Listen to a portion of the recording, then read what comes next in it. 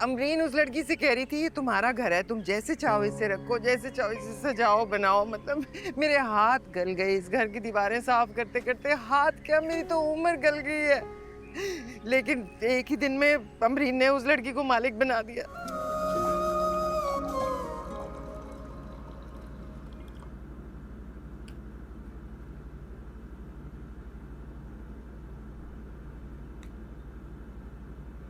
मुझे नींद ही नहीं आई रात भर, सो ही नहीं सका मैं।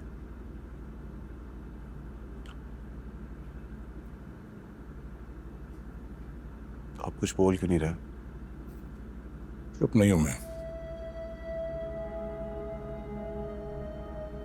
ठीक है, तो फिर मैं भी बता देता हूं आपको। मैं भी चुप नहीं बैठूंगा, कुछ ना कुछ तो करूंगा इनके साथ में। मैं अपने साथ तो कर ही लूंगा। ये बदनामी हुई है मेरी। तो ये सुन के खून खौल रहा है मेरा कि मेरे घर में सुकून की नींद सो रही है वो, इसकी वजह से मैंने हवालात में रात काटी। कितनी बार एक ही बात दोहराओगे? सुकून से नाश्ता करने दो मुझे। सुकून से? अम्मी कहाँ है? वो बाहर लॉन में है। अम्मी को ही बताऊंगा। मेरी आवाज तो बुरी लगती है आपको, बुला के लाओ अम्मी को। वो नहीं आएंगी, वो बाहर बैठ के कब से रो रही हैं। रो रही है? कुछ नहीं बोलिए। अम्मी। क्या बात है दादा? कोई बात है तो मुझे बताएं। बताता हूँ। बात है इसीलिए तुम्हें बुलाया मैंने। तुम्हारी बीवी आ जाए। कौन? बीवी तुम्हारी आ जाए फिर बताता हूँ। जी, वो मेरे साथ ही आ रही थी, पुप्पू ने रोक लिया उसे, मैं बुला कर ला। वो खुद आ जाएगी। बैठो तुम। अमरीन प्रेजेंट्स अब्बू की बहू। अस्सलाम वालेकुम।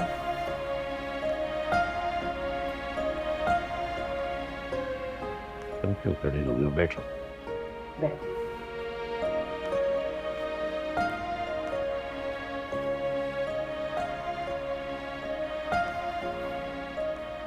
मैंने तुम्हें देखा, मुझे अच्छी लगी, इसीलिए मैंने रिश्ता दिया। अब मेरी उम्र में जो बंदा होता है ना, उसके एजाज जो है वो तो रह जाती। मैं सिर्फ एक देखने का हुनर रह जाता है। जी जी हाँ। जी, समझियो ना। ये जो मियाँ बीवी का रिश्ता होता है, इसमें बहुत फराइज और हकूक होते हैं। बीवी को मियाँ की खिदमत करनी होती है। बहुत सारी आपस की बातें होती हैं जो कि वो रखते हैं आपस में। समझ आई? जी मैं समझ रही हूँ, लेकिन आप सिर्फ बीवी के फराइज बता रहे हैं। पामन के फराइज में इसको तब बताऊंगा जब ये मेरे साथ अकेला होगा। इस वक्त मैं तुमसे बात कर रहा हूँ।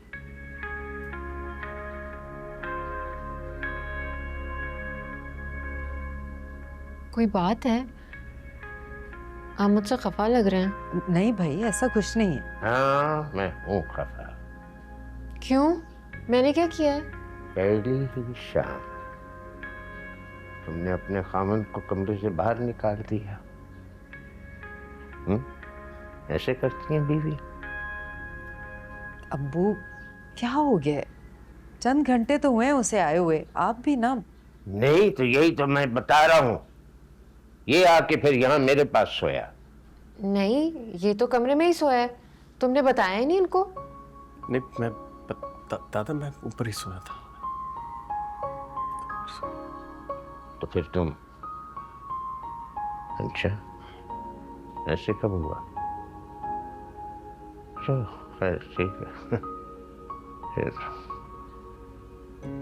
सुनो, मुझे यूं लगा, मैंने कहा ये तो अच्छी लड़की थी भाई। थी है अब्बू। लड़की अच्छी है।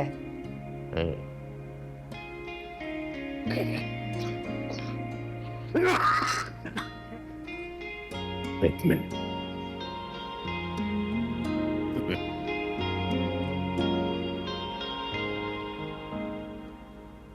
ये मुंह दिखाई का तोहफा है तुम्हारे लिए।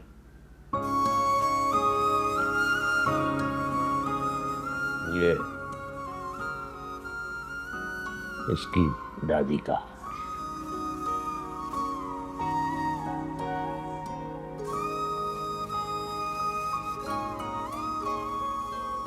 मैं उसे पहनाओ। नहीं, जी अब्बू। रो ना। बैठो। अब्बू आप भी ना। पहनाओ। अब ये हार जो है, ये तुमने उतारना नहीं।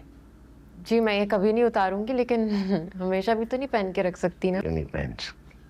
अमरीन से पूछो, इसकी वालिदा इसको मुस्तकिल पहने रखती थी। क्यों भाई? हाँ वो तो ठीक है अब्बू, लेकिन इसे हर वक्त? मुझे यूनिवर्सिटी भी तो जाना होगा ना। क्या यूनिवर्सिटी में मना है? नहीं वो दादा नाश्ता करना। हाँ, पहले हमेशा बीवी को देती है, उसको तो। जी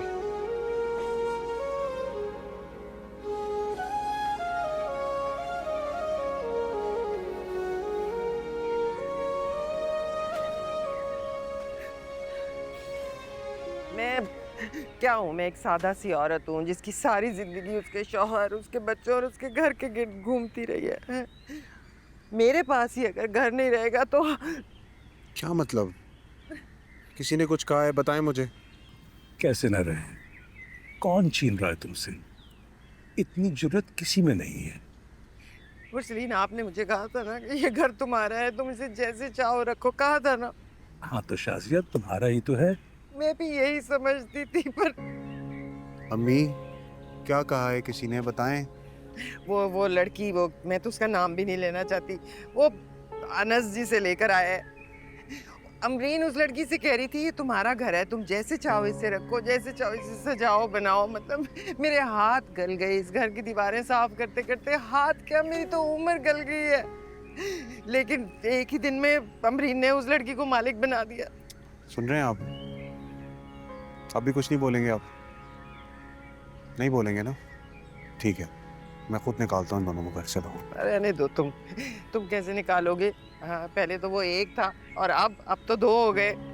उस पर तुम्हारी फुफ्फो और तुम्हारे दादा, वो भी उनके ही हमायती हैं। वो और दादा दोनों बाहर जाएंगे घर से। शायान, तुम मेरे बाप के बारे में बात कर रहे हो? और मैं अपनी माँ के लिए बोल रहा हूँ।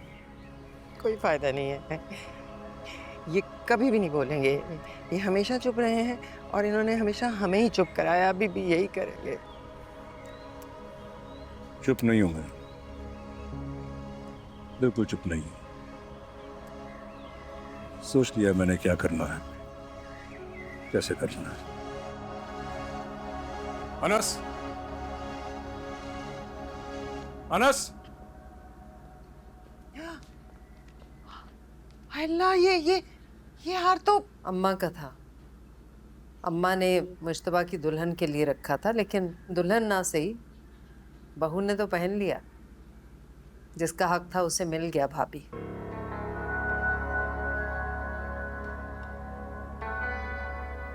बैठो। आपने नाश्ता कर लिया? तबीयत ठीक है आपकी?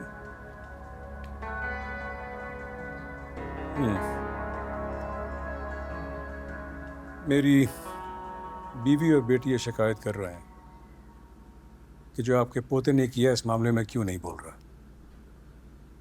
मैं इसलिए नहीं बोल रहा क्योंकि मुझे इससे और कोई उम्मीद ही नहीं है। इसके बाप ने भी यही किया था और इस मामले में बोलना ना मेरा हक है और न मेरा फर्ज।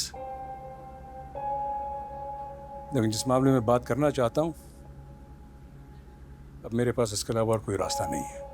इतनी तमहीद क्यों बांध रहे हैं भाई? खुल के बोलें, क्या कहना चाह रहे हैं? तमीद खत्म हो चुकी है, मैं असल बात ही की तरफ आ रहा हूं। आपके पोते ने जो हरकत की है, इसके बाद उसका इस घर में कोई जगह नहीं है, मेहमान बनकर भी नहीं। मैंने इसको आधा हिस्सा इस घर का दिया हुआ है। अबू ठीक कह रहे हैं भाई, अब आप इस तरह के फैसले नहीं सुना सकते। मेरी बात अभी पूरी नहीं हुई है। मैं कोई ज्यादती नहीं करूंगा अबू, जैसे आपने मेरे साथ करती थी। मैंने तुम्हारे साथ क्या ज्यादती की थी भाई? हैं? वाह वाह वाह वाह, क्या पता ही नहीं है आपको तो आपने क्या ज्यादती की है। मैं बोल रहा घर हूं ना। उसके नाम कर दिया। तुम चुप करो। ये घर कल भी हमारा था और आइंदा भी हमारा ही रहेगा। आधा अनस का रहेगा। उसी तरफ आ रहा हूं। बताओ अनस, तुम्हारे मेरे बीच क्या फैसला हुआ था? क्या फैसला हुआ?